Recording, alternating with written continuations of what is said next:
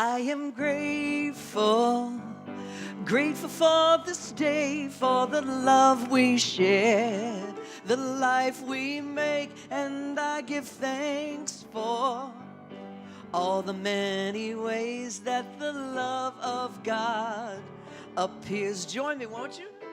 I am grateful, grateful for this day, for the love we share, the life we make, and I give thanks for all the many ways that the love of God appears.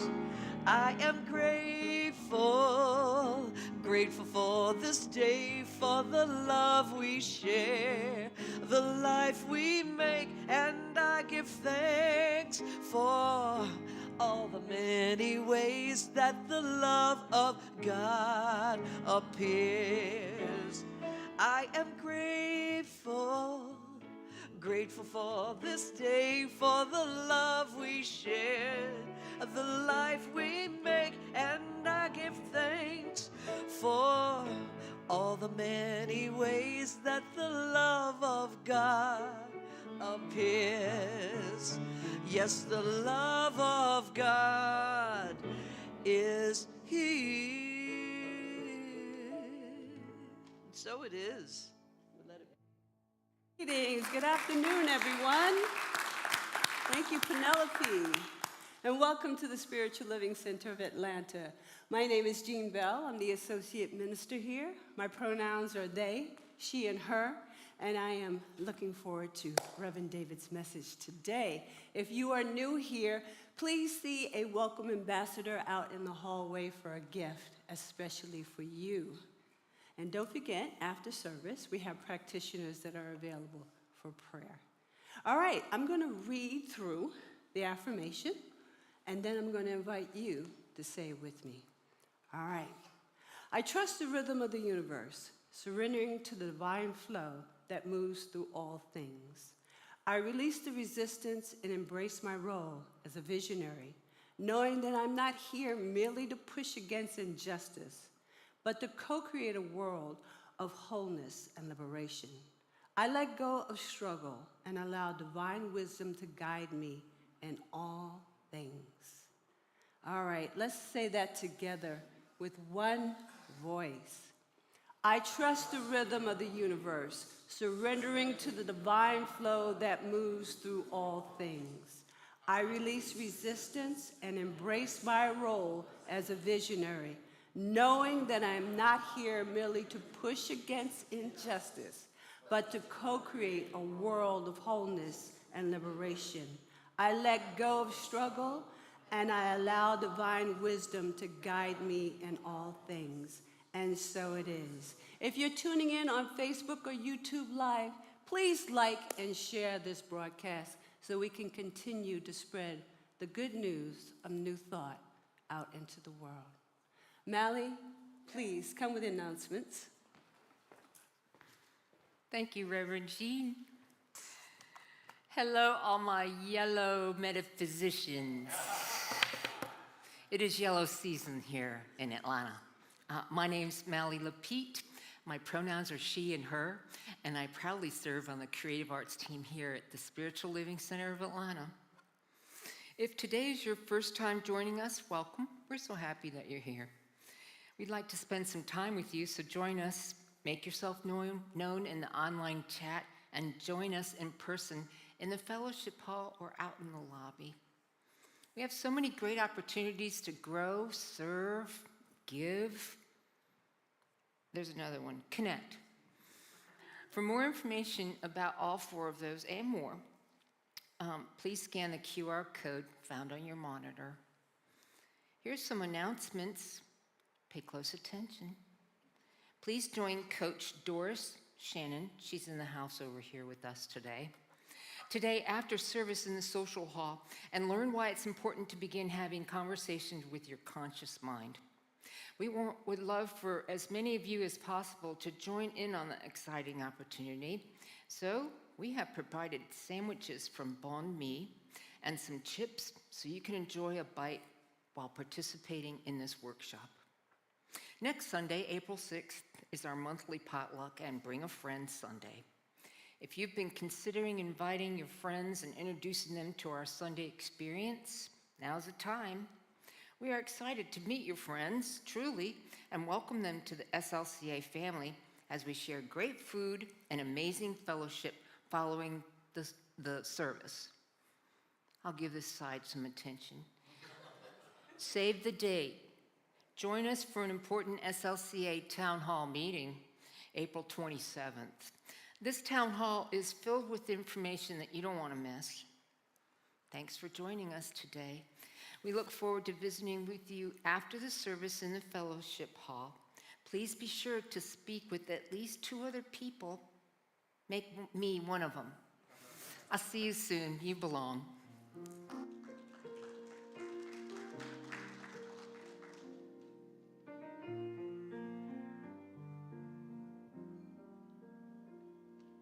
I am divine. God lives in me as me, and I can choose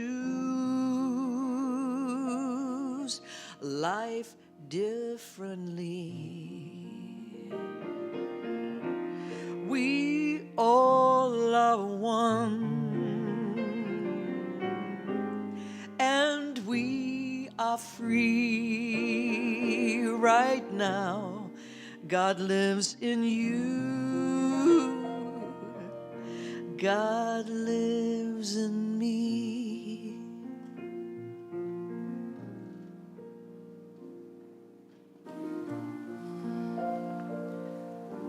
One power, one divine source.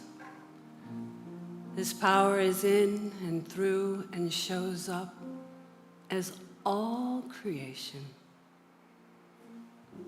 It is the gift that is never exhausted. It is divine love, divine intelligence. And I know truly that I am one with it. And all that are in the sound of my voice are expressions of this divine love. And so I know that this service is a blessing. I know that Reverend David's words fall on fertile ears, that he evokes love, truth, justice, because these are divine attributes of a universal law that is always at play. And for this and so much more, I am grateful. I am grateful to every member, for every friend of the Spiritual Living Center of Atlanta. I am grateful for this connection and this belonging, for I know that this spiritual center is blessed. And so I simply say, thank you, Spirit. Thank you always. And I release this into the divine law, for it always does its right and perfect work. And so it is. I am divine. God lives in me as me, and I can choose life differently. We all are one, and we are free right now. God lives in you. God lives in me.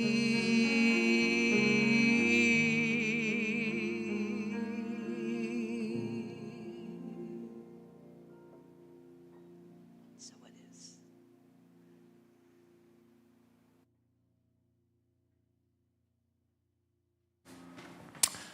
All right. Thank you, Reverend Jean, for that beautiful prayer. Hello. Good afternoon. It's It's a little hot. I'll turn it back a little bit. Good afternoon. Good to see you all. My name is David Alexander. I'm the spiritual director here. My pronouns are he and him, and I'm delighted to welcome you into this space. This is our time for our tithes, our offerings, our circulation, and we do this a couple of different ways. It's an opportunity to both receive, both to give and to receive through the hearing of testimony and impact that this community is having. And it's also a time to remember a couple of things. One, that as you are participating in it, know that you're participating with a whole community of people, both seen and not seen, that are online, watching on YouTube and Facebook, that are here in person and not here in person at this particular moment, a community of over about 130 monthly contributors one way or another, and we're grateful for each of them.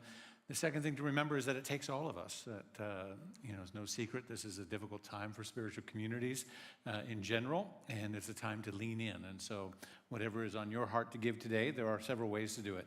Scan the QR code on the screen you see, text any amount that you want to give through your smartphone to 404-800-9467, or visit our website. And of course, we have space here for cash and check and all of those good ways to do it in the room as well. And so once again, if you're watching online or on YouTube or Facebook this afternoon or any day that you're hearing this message, please, we invite you to participate in this giving as well. We know that our message is reaching many, many people across the country, and you are an important part of our giving population as well. So as we prepare our gifts to give, we also prepare our hearts to receive, as I said, through testimony and insights of members who are impacted by the work that we're doing here. And today, we're here to hear from Richard Garrity. Let's welcome him today.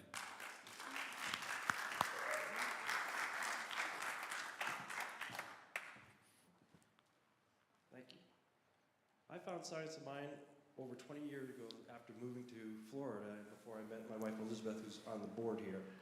While attending the center in Fort Lauderdale, I took the foundations class with Reverend Dr. Jim Lockhart. At the time was assistant reverend, a former police officer in Miami-Dade County. I'd like to share a quote from the 1926 Science of Mind book from Ernest Holmes. To try to get recognition of your desire and pass the whole thing over to mind and let it operate. To try to get a recognition of your desire and pass the whole thing over to mind and let it operate. Ernest Holmes. In the early days of learning the principles, my most visible demonstration was often a parking space. As I embodied the teaching, my demonstrations became more life-changing. Let me share with you how Elizabeth and I ended up here at this center. On the Friday of Labor Day, 2022, while driving to Bath, Maine, on a post-COVID visit to visit family in 5 different states, stopping to get gas at exit 2 on the Maine Turnpike, I get a phone call from the office. I had been on vacation all week and I planned to return the following week, and found out there was no reason to return because it was a layoff. So I was out of a job. So Elizabeth and I continued off to her brother's house in Bath, Maine, where there were other family. I told them what had happened. We joined with them, and during that time, Elizabeth and I set out our desires. So we did not want to stay in St. Louis. There was no longer any reason to stay there. We wanted to be closer to family, and I decided to apply for Social Security because at my age, I wasn't sure how long it was going to take to find another job. So 6 days later, we're driving back from Bath, Maine. We're somewhere in upstate New York, and I was checking email, and I saw an email about a job opening. I looked into the job. I called right away. They said no one had responded yet. So I said, well, I got to get home and update my resume. I'll get it to you right away. Did a Zoom interview. Turned out, and I ended up getting hired. The company paid for 2 trips to Atlanta to look for a place to live, and they provided some money to help with the reload expenses. I started that job on Halloween. So 2 months after losing, well, I didn't really lose it, it disappeared, but after that job ended. Mm-hmm. So if this is not a demonstration of the principles of Science of Mind, I don't know what is. When Elizabeth and I were married in Key West 20 years ago, February, the celebrant told us that our marriage is like a stone thrown into a lake, and the ripples are like our love. So this center, our giving to the center does, so like our center, our giving to the center does more than support this center. It helps, and this community, it helps spread the teaching of Ernest Holmes and keep it alive. So by giving, you are not only supporting this center and our community, you're keeping the teachings of Ernest Holmes alive for future generations. Now join us in saying our grateful giving affirmation. I live in a universe of abundance. As I freely and joyfully give, I join in the divine flow, and all that I share with life returns to me multiplied abundantly. And so it is.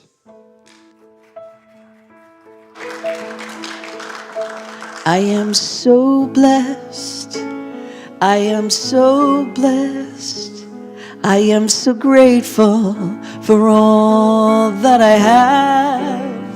I am so blessed.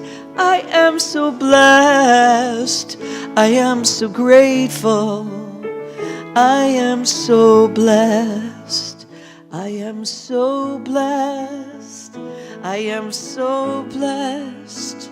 I am so grateful for all that I have. I am so blessed. I am so blessed. I am so grateful. I am so blessed.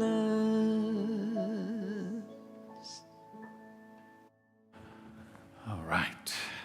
We extend our hands and our hearts to these offerings and all the love that they represent, both in person and online, those that are set up automatically to come in this month at their right appointed time. We are grateful for the love shared. We're grateful for the hearts connected. We're grateful for the abundance expressed. We know that it is received into the heart of this ministry, pressed down and overflowing to do its good work and to return back to us in the experience of our lives. For this and more, I say thank you, God. And so it is. So it is.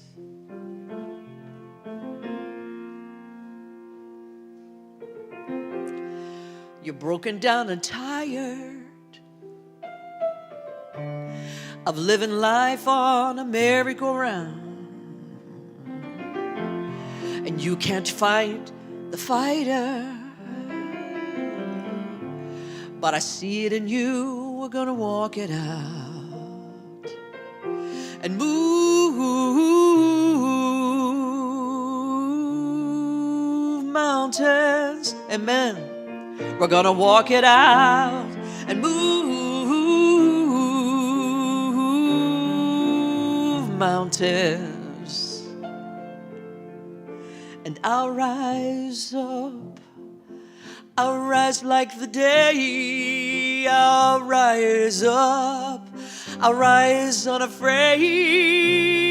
I'll rise up and I'll do it 1,000 times again.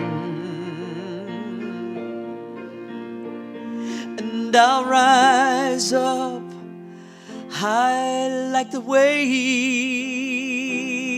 I'll rise up in spite of the ache, and I'll rise up and I'll do it 1,000 times again.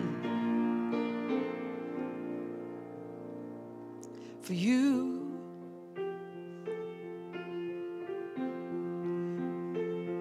for you.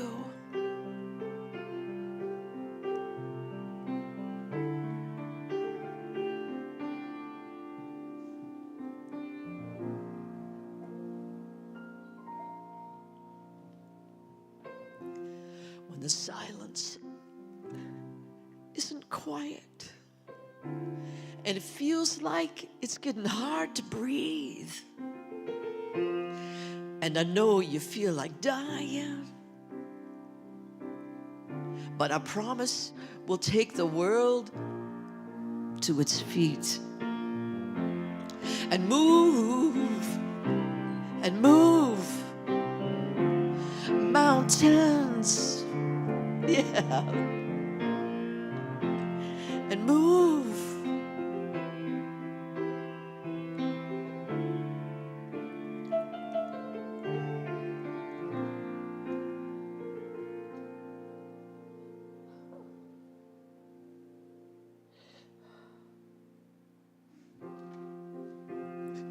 I'll rise with love.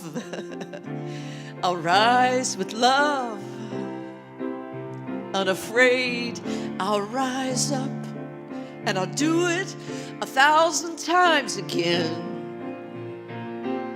Because that was what I'm made to do. That was what I was made to do. Rise up with love.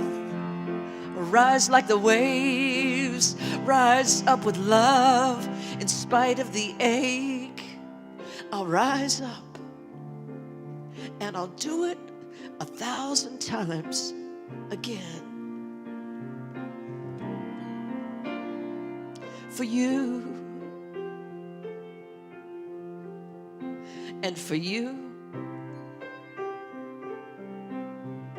and for you, and for me, and for the unseen. Because this body needs me, and this body needs you.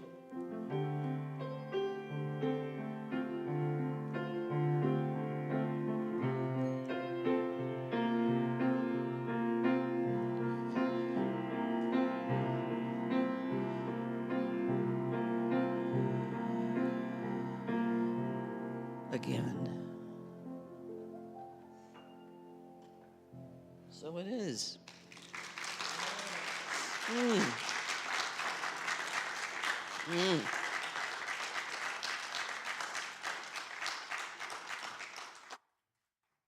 Beautiful. Yeah, man.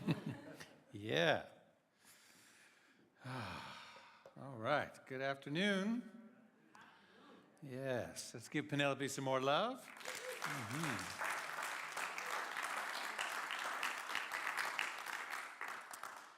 If you were paying attention, that was the whole sermon. I love it when Spirit moves and delivers the message ahead of my speaking, because then all I have to do is accent a few things and do a little teaching. But if your heart was tuned in, that was the whole thing right there. Amen. So we're wrapping up this series, Divine Flow. The Divine Flow has been our series for March, which has been looking at the divine feminine. It's been looking at women's history. It's been looking at the flow of Spirit in our lives, how to accentuate that, how to be in tune with that. I started the month talking about the still small voice, how to tune into that still small presence that is quiet but powerful. We've talked last week in our Praxis Sunday, we talked about forgiveness and the power of leaning into the broken heart and what happens when we surrender to that broken heart and allow ourselves to really listen and flow with the ache that is in front of us. The essence of this teaching, Reverend Jean gave a powerful message this month as well as part of that Divine Flow series. And so we're wrapping it, kind of putting the bows on it, wrapping it all up together today. And the essence of that this teaching has given me since, my whole life,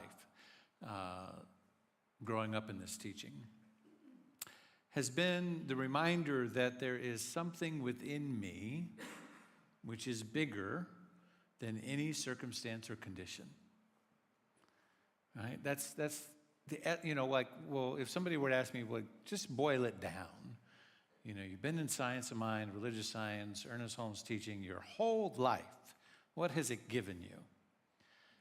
And I would say that what it has given me is a reminder that there's something inside of me, despite the circumstances, despite the conditions, despite the worldly conditions on the outside, that there is and always has been and always will be something inside of me, and the me is you and the you is me, right? Something inside of each one of us that is always bigger than any circumstance or condition.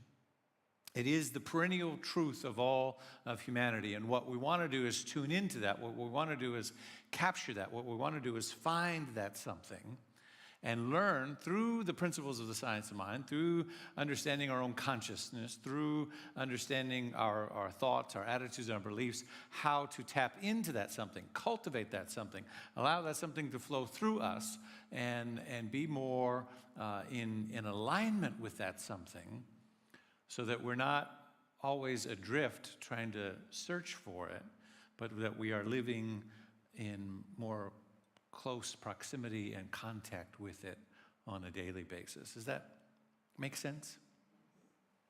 Yes. Okay. Yes. I can't hear the people on YouTube and Facebook, so you got to represent everybody, the whole world. No pressure. Ernest Holmes says on the first page in the Science of Mind text that the divine plan is one of freedom.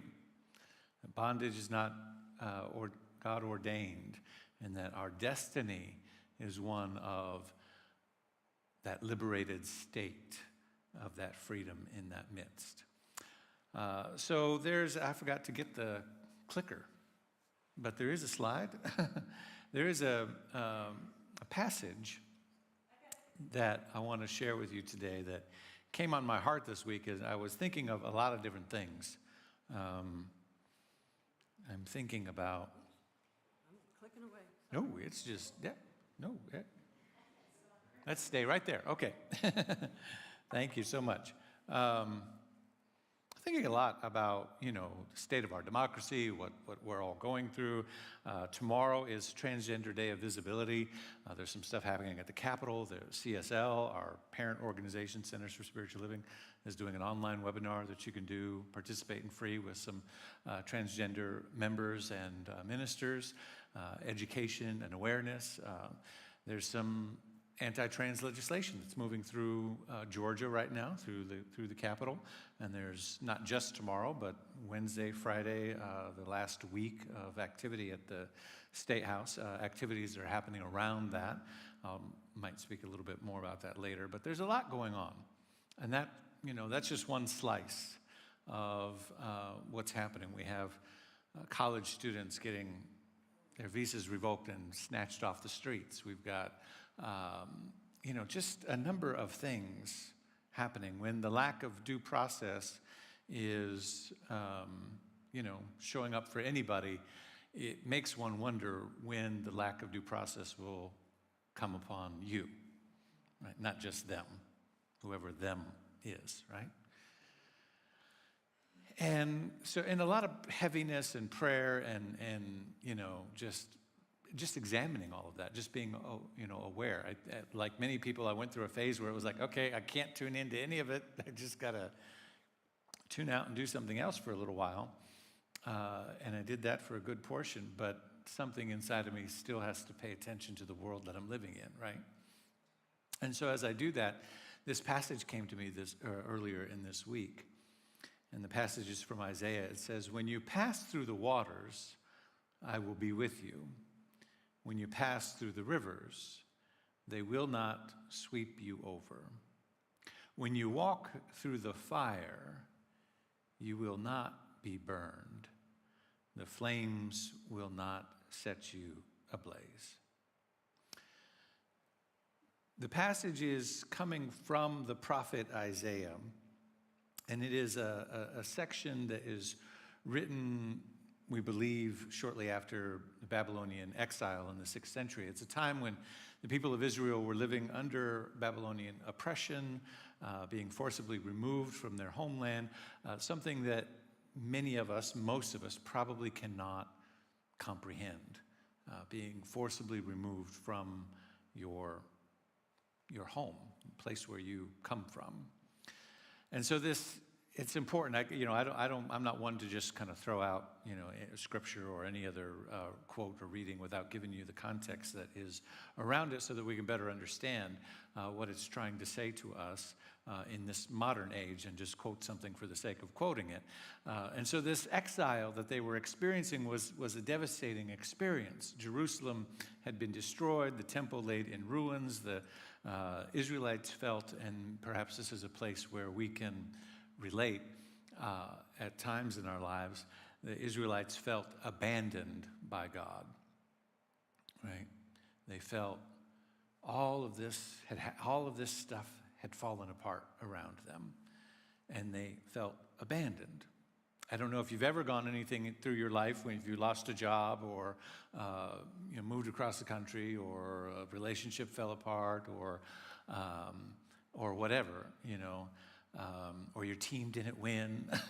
It doesn't really matter. Your March Madness bracket just fell apart. One team lost and it just destroyed the whole thing. I can understand that. It doesn't matter the bigger smallness of it, because our experience is driven by our emotions and the thoughts and reaction between those things, right? And so if we've ever felt, that sort of, my God, why hast thou forsaken me? I thought they had this on sale and it's not here, the circumstances don't matter. It's the feeling, it's the emotional impact of, I feel lost, I feel confused, what's going on here? And so they felt abandoned. Many questioned whether they would ever be restored as a people. And so Isaiah 43, this section is about the prophet reassuring them that they had not been forgotten and that some kind of restoration to wholeness was coming. The passage reminds Israel that God had been with them in past deliverances, such as Exodus, and we see references in here, though you walk through, as you pass through the river, it's kind of an allegory or an allusion to the remembrance of the parting of the Red Sea, right? You walk through it, and it won't consume you, the waters won't pass over you, and so on and so forth. And so that you had been through something before and you might go through something again, but I was with you then and I'll be with you again is kind of the essence of this. God says, or the prophet reminds them that God's presence is there, that you have had hardships and you may still have hardships, but they will not consume you. And I wondered why this particular passage came to me this week. It was like, okay. There's lots of stuff going on. I have my own emotional journey related to some of those things. And it was this remembrance. Okay, there's a presence. There's a presence within you that says, you may go through some stuff, but it will not consume you. Can anybody kind of just relate to that right there? You may go through some stuff, but it will not consume you. It might feel like it will, and it might look like it's going to. The circumstances, when you speak them, when you lay them all out, it just might look like the most terrible thing ever. And as I was ruminating on this, meditating on this, I remembered that there had been times in my life where I had gone through some other things. And in that moment, in those times, I thought that that thing would consume me. And here I am on the other side of it. And so I really got into the essence of what was being spoken in here, in this passage. So I know today as we gather together that we're living in tumultuous times, that every day we're, again, witnessing civil rights being stripped away, diversity, equity, inclusion programs are being dismantled, history is being rewritten or worse, erased. Somebody said recently online, well, at least we're not throwing books into the street and burning them. And I said, scrubbing websites of their histories is the equivalent of that, because that's where the history is, right? And so thanks God, right now in this moment, we still have the books behind the websites. There's legislative wars happening against transgender people and marginalized communities. The forces of fear, it seems, and oppression are working overtime. But let's be clear, this is not new. The powers of the world have always sought to erase what they cannot control. Powers in the world have always sought to erase what they cannot control. Pharaoh tried to erase the Israelites, but instead they multiplied. The Roman Empire tried to get rid of Jesus. Easter is coming.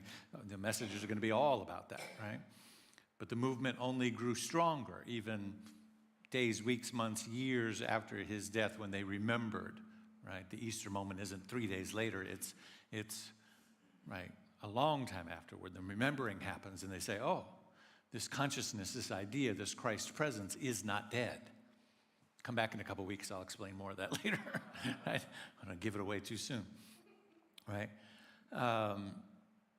White supremacy has tried to erase many times over in this country the experience of African Americans and the things happening in this country.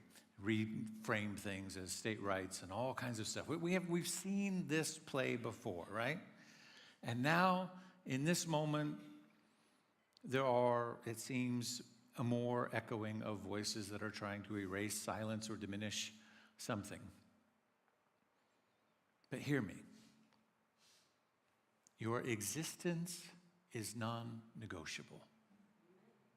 Your existence is non-negotiable. There is nothing that can happen on the outside that can erase the spirit and the presence of who and what you are on the inside.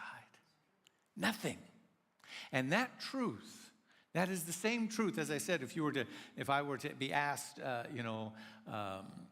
boil down, what has Science of Mind given you over these, 40 years that you've been in it and the bulk of your life, I would say that, again, it reminded me that there is this something inside of me that cannot be diminished.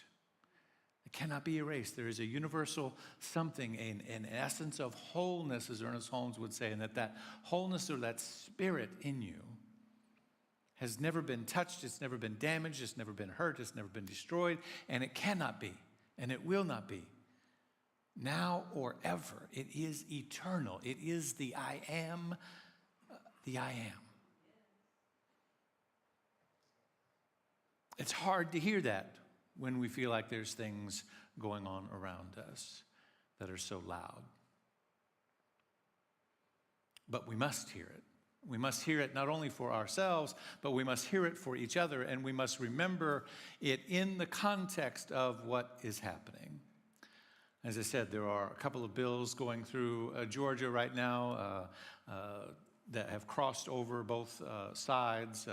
Senate Bill 36, which seeks to broadly discriminate under the guise of religious freedom, because Georgia is one of the only, one of 3 states that with no non-discrimination laws based on religion. And so it's trying to leverage that to discriminate against transgender people. Senate Bill 39 seeks to remove coverage. Listen to this. This one. Is anybody up to speed on these? Yeah? Senate Bill 39, seeking to remove coverage of medical care for transgender people that are on the Georgia State Health Benefit Plan, which currently covers over 500,000 Georgians, including state employees, public educators, and staff, retirees. It's not restricted by age. It's not aimed at youth or anything like that. And it would force public servants to choose between their jobs and the health of their family.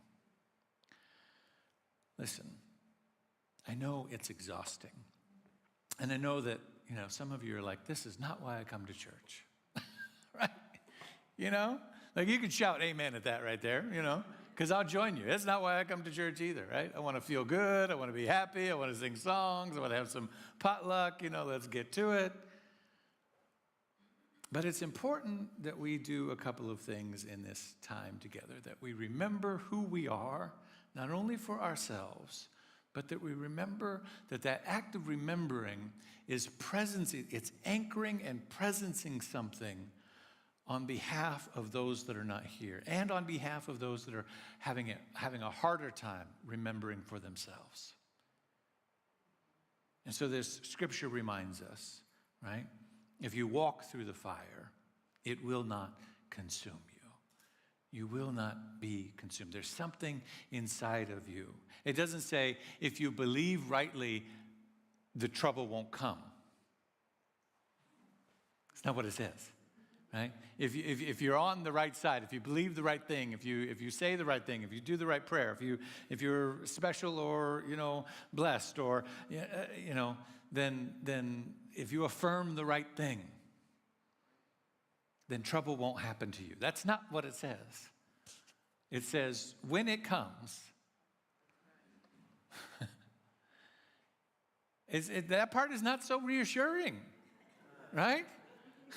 It's like, wait a second, I thought I was here to kind of, get the magic spell and put it all over me, and then it won't come, right? Anybody? It says, when it comes, which means it's coming. When it comes, it will not consume you. The waters won't take you away, right? They will not sweep over you. You'll walk through the fire and you will not be burned. The flames will not set you ablaze. It will happen. The world will do what it does. But there's something within you that is bigger than it. Ooh, I need you to hear that. There's something within you that is bigger than it. And it's always been there, and it will always be there. And so we gather together in communities, large and small, virtually and physically in person. Although I do believe that the physical in person is more important than it's ever been. But we understand, people gathering with us across many states and timelines in this particular moment. And the power of community and gathering is so important. COVID kind of broke us from patterns and behaviors and things in such a way that many people have never kind of recovered from. They just kind of let things drift away. But it's important that we harness a particular energy when we're together that reminds us of the power of gathering. And that is both externally as a group like this. It's both online, those who are watching this online, you're connecting to something. And then it's also an internal spiritual practice, the power of gathering. You see, a lot of focus is put on, particularly now, the spring, the blooming, the blossoming, the pollen, right? You go, and we go, oh, look, the beautiful dogwoods. It's like, it looked like a dead tree a week ago, and now, it's looking really pretty. Right? And so there's a lot of emphasis and a lot of good spiritual messages there, right? Easter will be filled with renewal and spring and the birth of that thing within, et cetera, et cetera. But that didn't just happen in that moment. There is something that has been happening long before the bud bursts open. And it's the power of gathering. Go ahead and say that. The power of gathering. It's the power of gathering that the seed and the tree and the plant and the flower and everything in nature around us that it's trying to teach us is not just trying to teach us about the pretty thing that's going to pop out. We like to focus on the pretty thing because we're like, ooh, pretty thing, We're those people. I get it, right? But if you just focus on that, it's why there's the parable of the seed sowing, that some fall on shallow ground. They spring up quickly. Becomes a pretty thing quickly. And we go, ooh, pretty thing. But then it's quickly, blown away or eaten up by birds or whatever it is. And it's the one with deep roots that lasts, that has staying power. Doesn't get choked in the thorns, doesn't land on the ground where there's no soil to fertilize it, but it has deep roots. And so there's the power of gathering the dogwoods and the trees and the flowers and all the things that are blossoming right now. There's been something that has been happening all winter long. That in the midst of the darkness, in the midst of the cold, in the midst of the no sun and all of the seemingly negative conditions that are not spring-like, warm, fluffy, wonderful conditions, that seed and those roots are active and they're gathering energy and they're gathering nutrients and they're gathering the story, they're gathering the vision, they're gathering, can I tell it metaphysically? They're gathering the mental equivalents. They're gathering the picture of what it's going to be like. And they're there in the dark, in the damp, in the dense forest and underground, and they're sitting there going, one day I'm gonna rise up. One day I'm gonna burst out. And the sky's gonna be blue and it's gonna be beautiful. And there's another seed next to him going, you must be crazy. Don't you know where you are? It is dark down here. There ain't nothing going on, right? It's about to be another squirrel gonna come by, gonna dig us up and eat you alive. You got to be crazy. Right? And they say, no. One day, I am telling you, one day, when the moment comes, I'm going to put a root down that way and a shoot up that way. And how do you even know? That might be down. You don't even know. That might be the wrong direction. Oh, I'm telling you, there's something inside of me that knows. I don't even have to think about it. I just have to break open when it gets warm enough, when the conditions get right. And all that time, they're gathering. And they're gathering, and that's what you and I are doing here. We gather in spiritual community. We gather in our personal prayer life. We gather in our spiritual practice.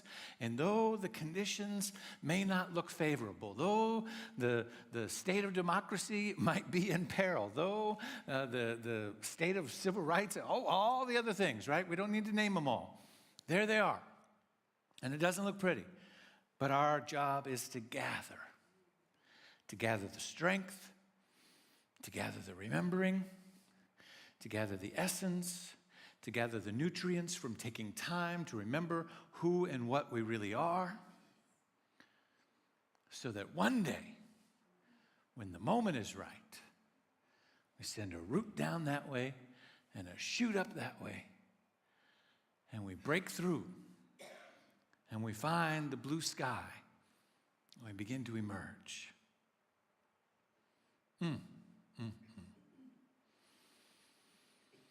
The world may try to redefine you, me, any of us. But Spirit has already spoken when we were formed. Jesus was a radical force for authenticity. He's one example of one who refused to bow to systems of religious and political oppression. He dined with outcasts. He healed those that seemed untouchable. He dared to speak truth in the face of power. He did not ask permission to be called what he was called to be. He simply was. The same radical kind of authenticity as that wholeness, as that Christ presence lives in you. The world might tell you to shrink. The world may tell you to assimilate.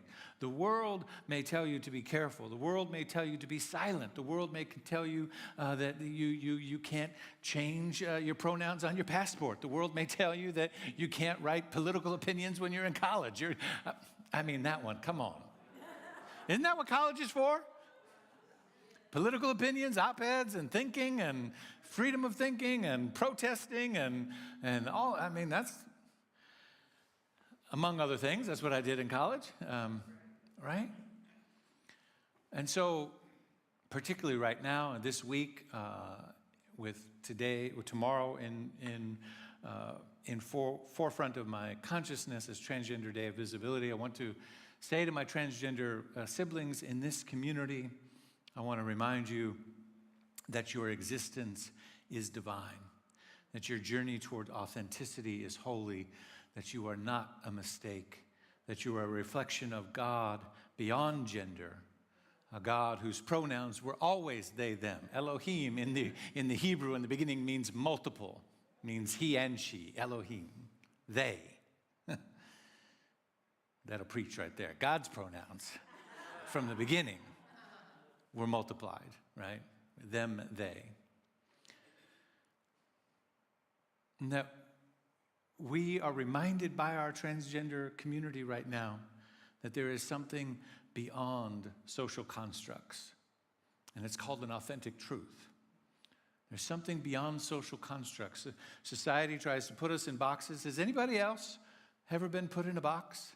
Like, this is what you must be because you are, fill in the blank, because you're female, because you're male, because you're from this family, because you have my last name. Somebody of your parents said to you at one point in time, because you carry this tradition, you've got to be a doctor, a lawyer, or an embarrassment to the family. Come on, anybody? Right? That those are the only choices, the only options. And the fight for authenticity that lives inside of the journey of a transgender person is the fight for authenticity that lives beyond social constructs, which is something that we all can relate to because we've all have some part of that is a part of our authentic journey. The reminder is, beloveds, is that we are born for such a time as this, that our presence is not accidental, that our truth is not inconvenient, that we are here on purpose, with purpose, and in purpose, and no oppressive law or politician or weapon of discrimination can change that. But we have to gather to remember that. Physically in community, internally in our spiritual practice, and externally in larger groups to remind ourselves. The power of gathering.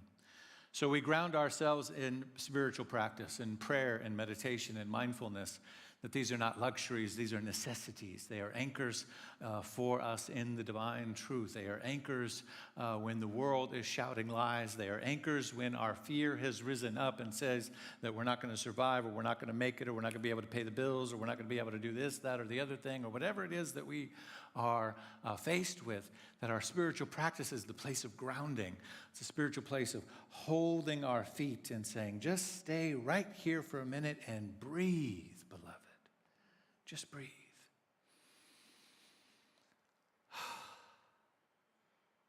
In that breath, you had everything that you needed. Your body had everything that you needed. And in this moment, which is the only moment there is, because there is only one moment ever unfolding as the eternal moment of God's presence on earth, you have everything that you need because you are God's creation. That remembering is spiritual practice. We seek out sacred community in the power of gathering. We find those who affirm us, who remind us that we're not alone. We remember that we are holy and unique, and we are protected and guarded in the divine, that we belong, as our shirts here at SLCA say, that you belong, that we belong to each other and we belong to the essence of the divine. That sacred community is important. It's not a luxury. Just like spiritual practice, it's important. So we support it and we lean into it. And then we cultivate or hold on to the practice of prophetic imagination. That's what the seed was doing in that kind of illustration and story I was telling you. To cultivate prophetic imagination. Prophetic simply means the prophet is the one who tells the truth in the midst of circumstances that don't look like good news. Right? And the role of the prophet is to, quote, stand in the gap between the experience that any group of people is having at any one particular time and the promise that God or the divine, or however you want to define that, define differently in different religions that use prophetic stories, but that the divine has promised. For us in New Thought, we would just say that the gap is between our current condition and the ideal of our heart's desire. That's it. There's a gap there. You have a heart's desire for your relationships, for your life, for your money, for your health, for your everything else, right? And when you look at Hebrew scripture, where a lot of the prophetic tradition comes, there's a promise that God has given over and over and over again about how life is going to look for people, for community, right? And so the prophets stand in the gap between, I know it doesn't look like we're there yet, but between here and there, this is what we got to remember. And the prophet is willing to speak the truth to power, to the powers and principalities that are perhaps doing something that's keeping that gap in place and, amplifying oppression and all of that sort of thing. And so I say cultivate prophetic imagination. It's simply, it's what we would call visioning. It's just visioning. That's all it is. Visioning is a prophetic imagination. What do I need to be today? What's the highest vision for my life? What does Spirit have in store for me that is bigger than beyond my own circumstance and conditions could possibly think or give me permission to think in this moment? What is Spirit's idea for my life? That's a prophetic imagination. Let me see that. Let me sense that. Let me get in touch with that. And then I journal and write it down, and I go, oh, okay, it looks and feels like this, and it's, got this essence and that essence to it. That's prophetic imagination. That's the seed in the ground saying, one day, I know it doesn't look like it, but one day, all of this is going to be gone. All of this darkness that's around us won't exist anymore. And there'll be a beautiful, beautiful blue sky, and there'll be trees that'll be bigger than your wildest imagination. And you will be the beginning of one. And pretty soon you will grow like that, and the other seeds around them go, what are you talking about? You must be crazy. You are this big. You're not. I'm bigger than you. You know, you say, right? You got no branches. You got no trunk. You got no nothing. You're round. You don't even look like a tree. I said, no, I'm telling you, one day, this is what it's going to look like. And all of this will have changed. That's prophetic imagination. So we cultivate that. We gather in community to do that together. That one day, those of us who are tired of doing politics in church will be able to rest because it won't be happening anymore. One day. Because there won't be any need, right? There won't be any need for me or any other pastor to say, oh, you won't believe what's happening through Congress right now. Oh, you won't believe what kind of legislation they're trying to do. There won't be any need for it. Because it will be a consciousness that will be pervaded through the collective atmosphere of those in any party and every party, whatever parties exist at that particular time, right? That are amplifying human rights and human dignity at such a level that is magnificent, that it's contributing to the economy, and it's contributing to production, and is contributing to the health and well-being of the planet and the environment, that we just go, we can't go back. You know, we should have just been doing it like this all along. One day, that's what it's going to be like. It's called Denmark. Right? It's called the Netherlands. But one day.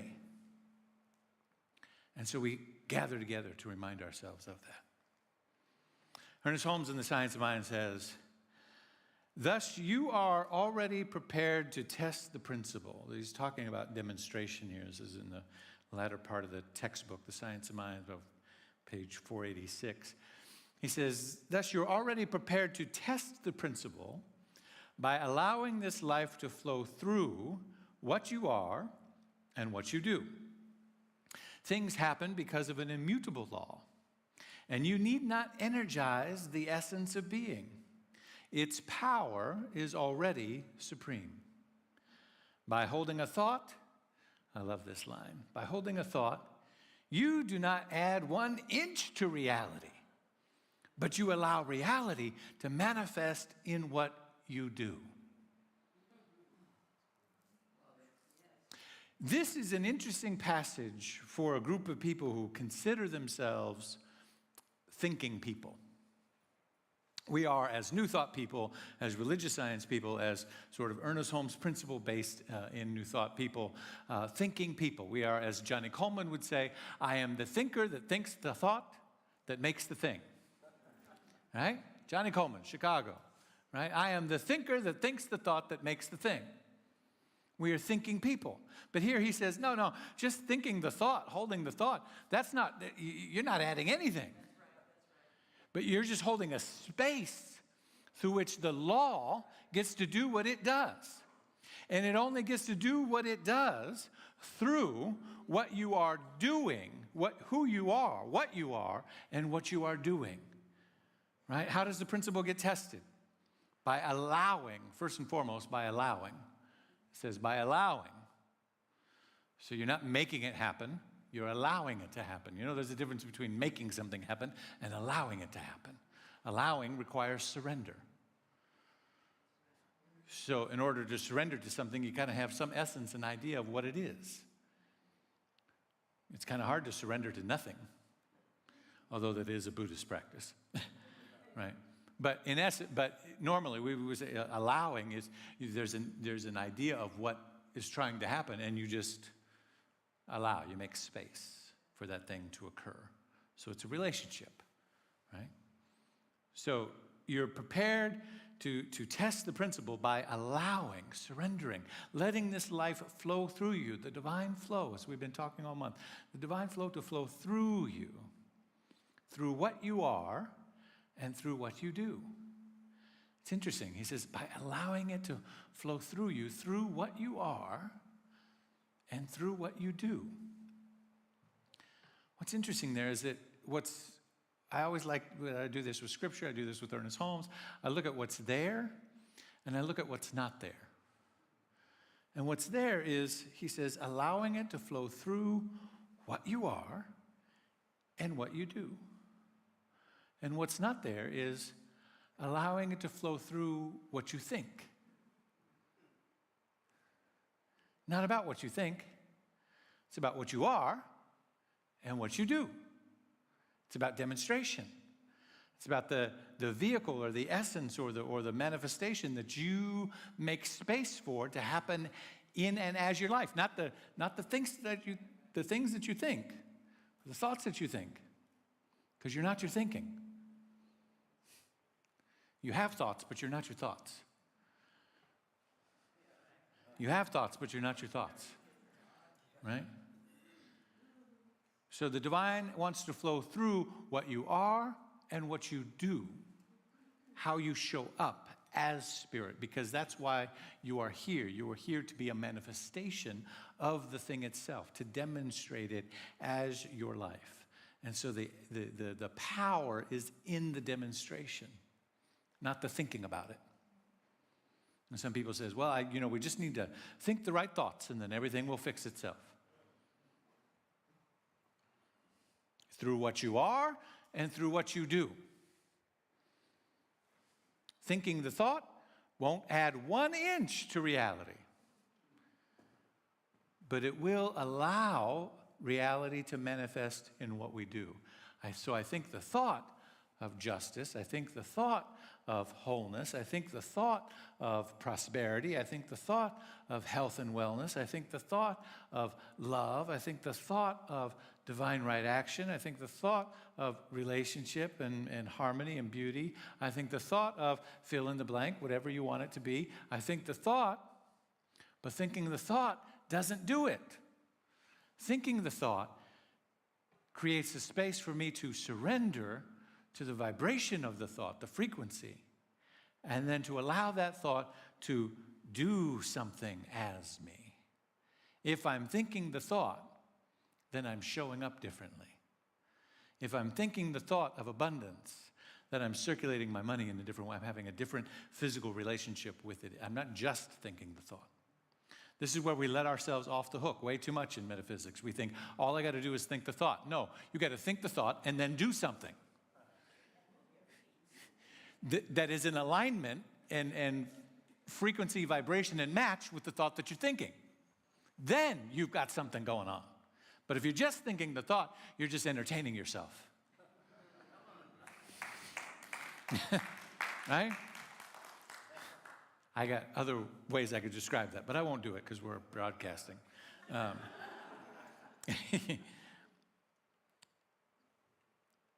The essence, we don't have to energize it. It's already supreme. By holding a thought, you don't add an inch to reality, but you allow reality to manifest in what you do. That means liberation is already encoded into the essence, and we root ourselves in the spiritual truth.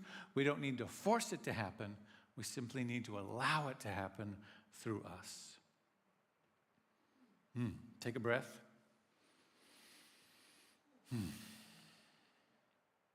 So where do we go from here in this divine flow? We remember to stay rooted in community, to stay rooted in our spiritual practice, to cultivate that prophetic imagination, to build a commitment. Oh, that was my last. I thought I had something else that I didn't.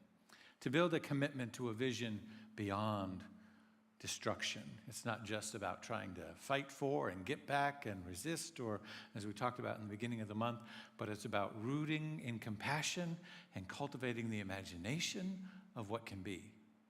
And you apply that wherever you want to apply it.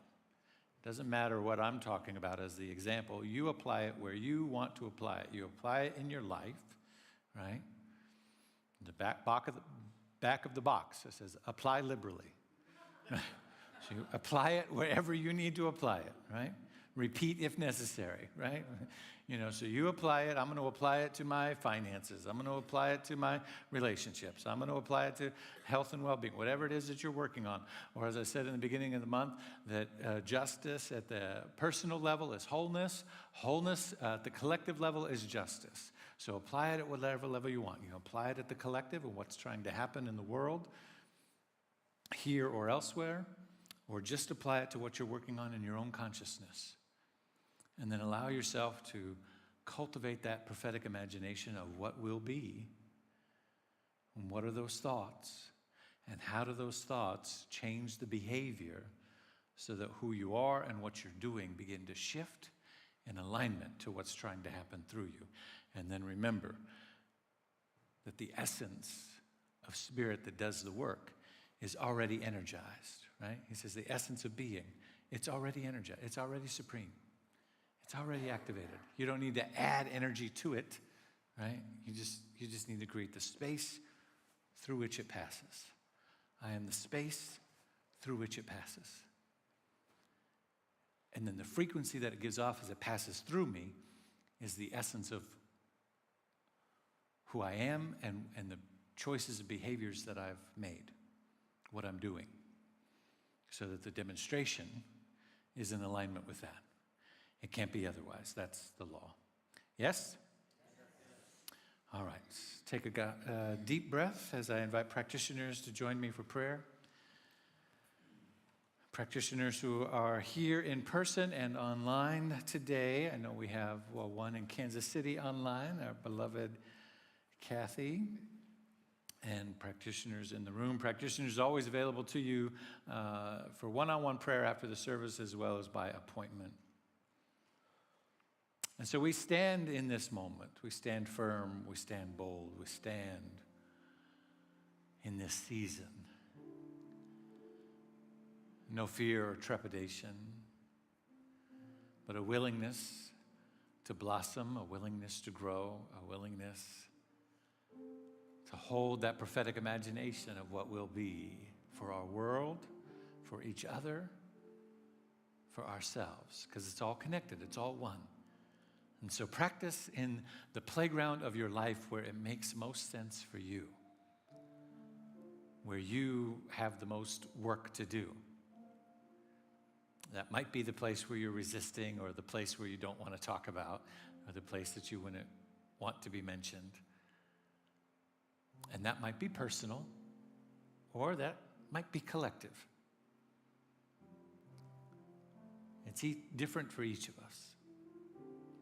And that's okay, because the principle works the same. And that principle says, ground yourself in the spiritual practice. Gather up that energy.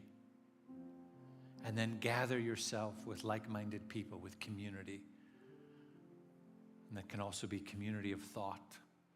That you begin to gather your thoughts about your own health or well-being or prosperity or flow in your life with other thoughts that are positive and vibrating at the same frequency and holding the highest idea for your life.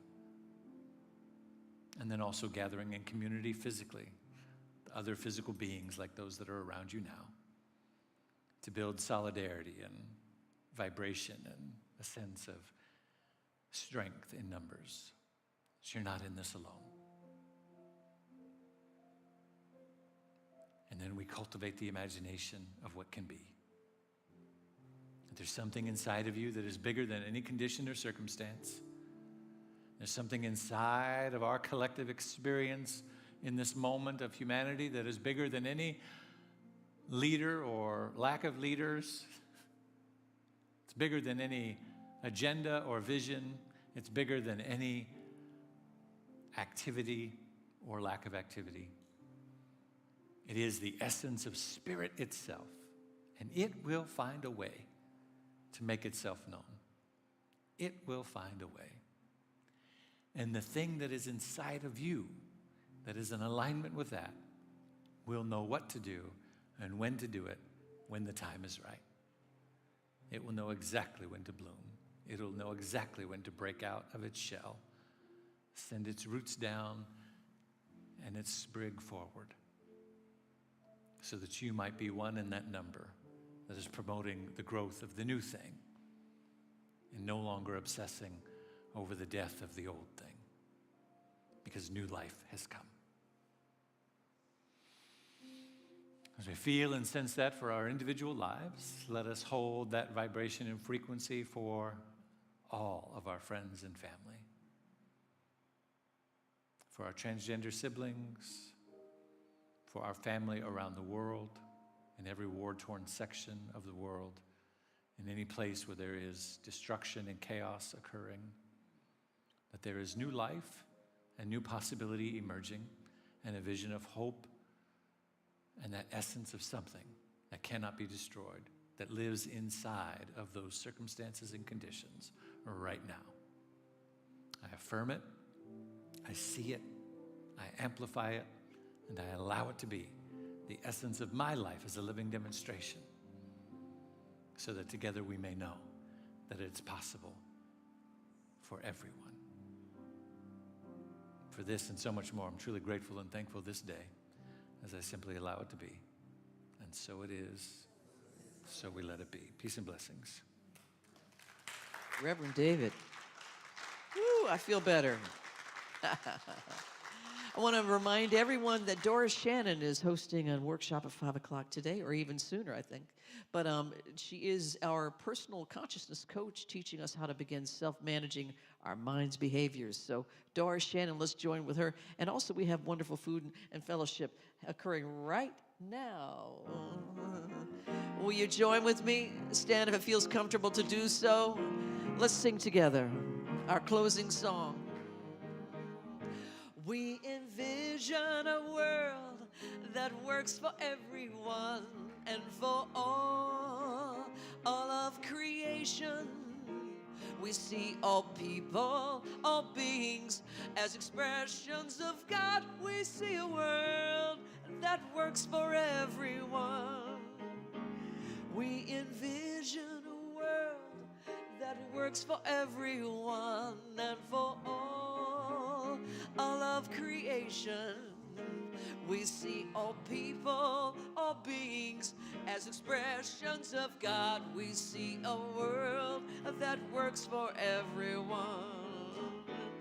We envision a world that works for everyone and for all of creation. We see all people, all beings as expressions of God. We see a world that works for everyone. We see a world that works for everyone. Yes, we do. We see a world that works for everyone. Everyone. Everyone. See you downstairs, everybody.